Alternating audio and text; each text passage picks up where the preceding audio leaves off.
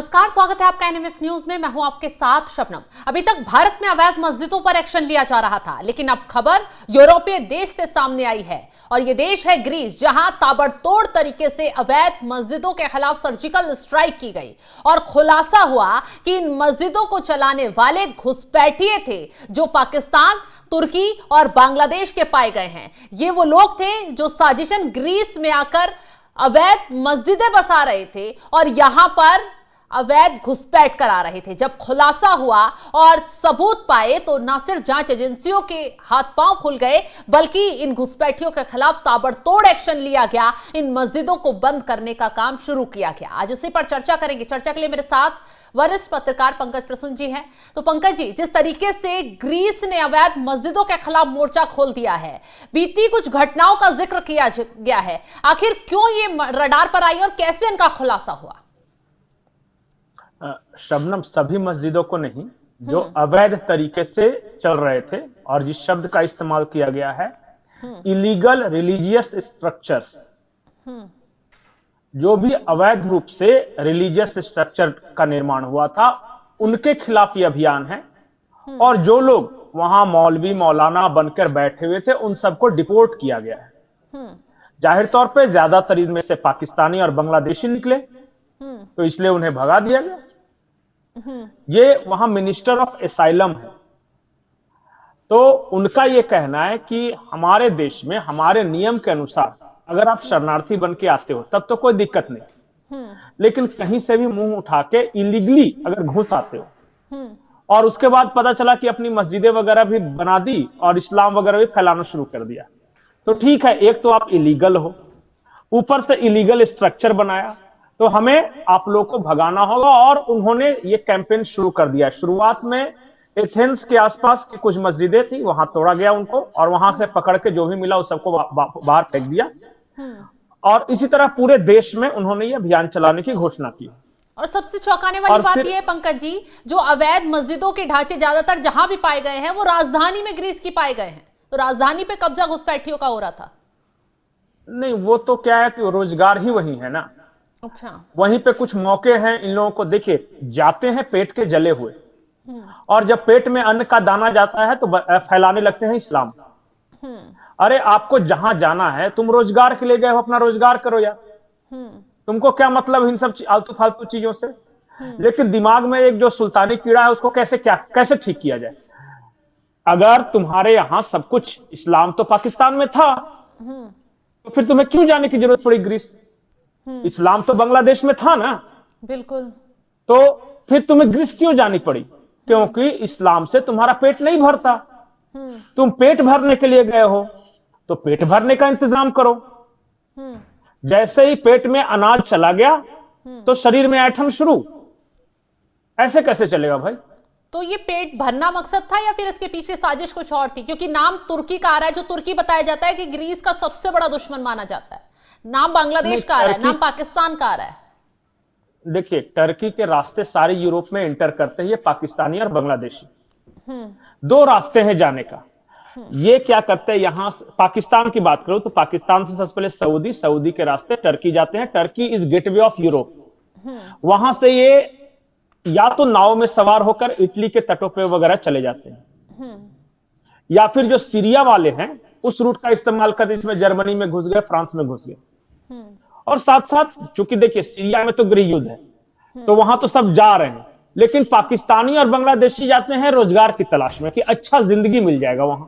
अच्छा, हाँ, क्योंकि कोई भी दुनिया में कोई भी इस्लामिक मुल्क इन्हें अच्छी जिंदगी देने के लिए तैयार नहीं है, वो यूरोप जाते हैं।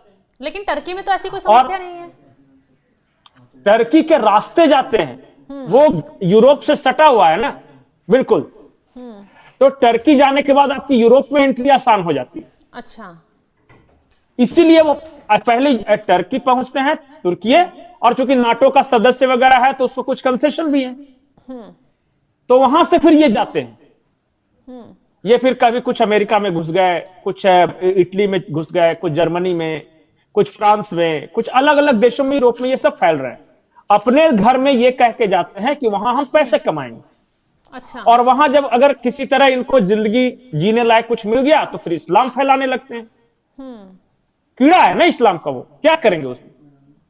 और सिर्फ मैं आपको बता, सिर्फ ग्रीस नहीं, इटली में इसी तरह का कैंपेन चल रहा है। जो कोस्टल एरिया है वहां विजिलेंस बढ़ाया गया है। ये नाव पे आने वाले का नाव पलट देते हैं कि उधर ही जाओ, भागो यहां से। जर्मनी में एक पार्टी है, उसने लिक्विडिन पार्टी या इस तरह का कुछ नाम है, मुझे एग्जैक्ट याद नहीं आ रहा, उसने पूरे के तरह से इस तरह के इस्लामिक इमिग्रेंट्स के खिलाफ एक कैंपेन चलाया और उस पार्टी का सीट बढ़ रहा है लगातार। फ्रांस में कई मेजर्स उठाए गए हैं कि भाई इन लोगों को बस में, अगर इन लोगों के अनुसार चलने लगोगे तो ये फ्रांस को सीरिया बना देंगे। बिल्कुल। तो वहां पे फिर बुर्का बैन, तो फिर बहुत तरह की मस्जिदों पे लगाम, तो बहुत तरह के वहां भी ये किए गए हैं। यूरोप का हर मुल्क परेशान है। अच्छा। क्योंकि इंसानियत के नाते शरण तो दे दी, लेकिन इंसान हो तब ना।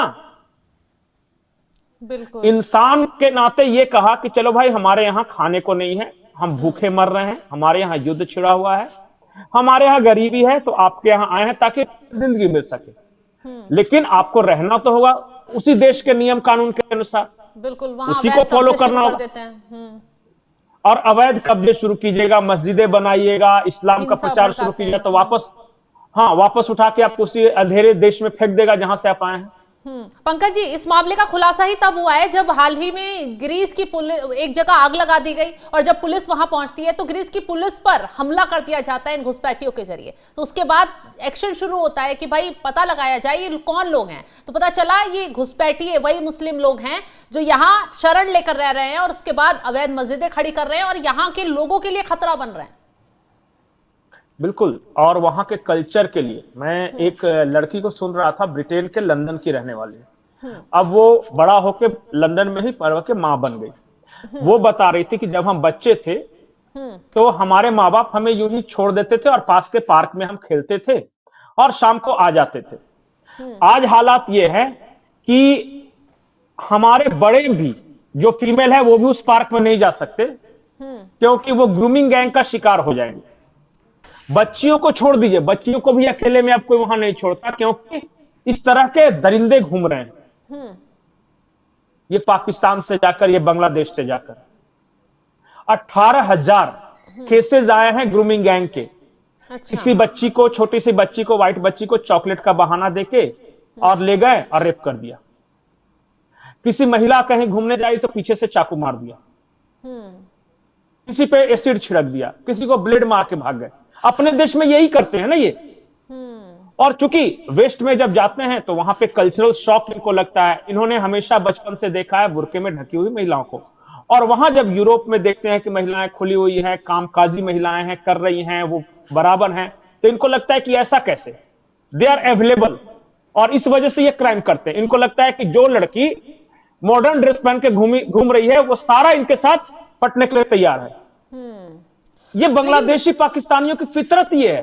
पंकज जी, सिर्फ यूरोपीय देश ही परेशान नहीं, अभी हाल ही में कुछ मुस्लिम देशों के भी आंकड़े निकल कर आए थे। सऊदी अरब ने खुद इन पाकिस्तानियों को भगाया है कि हमारे देश में आ जाते हैं और यही ठहर कर फिर भीख मांगने का कारोबार शुरू कर देते हैं और फिर यहां से जाने का नाम नहीं लेते। वो भी परेशान है इन लोगों से। शबनम, हमारे देश से हज करने जाते हैं तो क्या करते हैं, हज करते हैं, वापस आते हैं। बिल्कुल। वो हज करने जाते हैं तो सबसे पहले तो विमान में कटोरा लेके खड़े हो जाते हैं, सारे यात्रियों से मांगना शुरू। वो मैं विजुअल मेरे पास है, अपने PIA पाकिस्तान एयरलाइंस के फ्लाइट में भीख मांगना शुरू कि हम पता नहीं हजरत करने जा रहे हैं वगैरह, क्या कुछ इस तरह की बात बोलते हैं। जब वहां चले गए तो वापस आने के लिए तैयार नहीं, कहीं भाग जाएंगे, छुप जाएंगे, भीख मांगेंगे। जेब कतरे पकड़े गए हैं सारे पाकिस्तानी।